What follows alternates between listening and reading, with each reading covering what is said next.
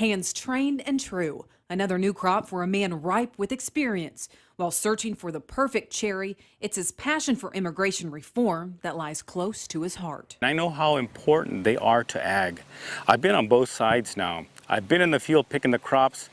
I've been in the pickup being the grower. His family came to the land of opportunity during World War II. His drive to farm runs deep. He now owns a large vegetable and fruit operation selling produce to major chains like Whole Foods. The farmers need the people to pick these crops, and the farm workers need the farmers to work for. According to asparagus grower Barb Cicchini, as the borders become more secure, that essential workforce just isn't there.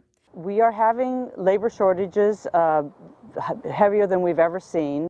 Cicchini says on average, she needs 75 workers in the asparagus fields. This year, they are 25 workers short. So that means that we're probably going to have to let go about a third of our acreage. And we have only harvested for about 6 weeks. We usually harvest for 90 to 100 days. The current Senate version calls for a path to citizenship for thousands of undocumented farm workers, and the House isn't releasing many details. That's leaving Cicchini skeptical. She says area farmers need a steady flow of workers coming to the U.S. when the crop is primed for picking. I don't think the immigration reform bill that's there really is going to help us. Just like anything that the government gets involved in, that's going to be so cumbersome and so expensive that we're not going to be growing crops that are going to be labor intensive.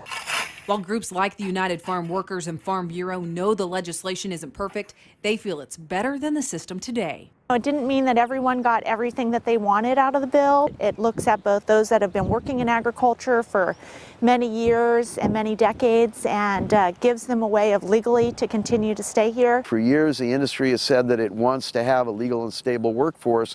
Well, this measure offers them the relief that they seek, and it offers farm workers a future by allowing them to stay in the country and be able to get out from under the vulnerability to abuse that their legal status has plagued them with. UFW would still like to see higher wages. They also want a cap on the number of farm workers given visas each year. But as it stands today with both bills, that cap won't exist. For Del Bosque, he personally knows the risk involved with crossing the border and wants to make it easier on the workers who harvest his crop each year. They have to risk their lives crossing the desert. They have to pay thousands of dollars that they don't have to people who just get them from here to there. And then they come up here to a strange land with no car, no money, only maybe with a contact of somebody else who can get them a job. They are faithful to us. We deserve to be faithful to them.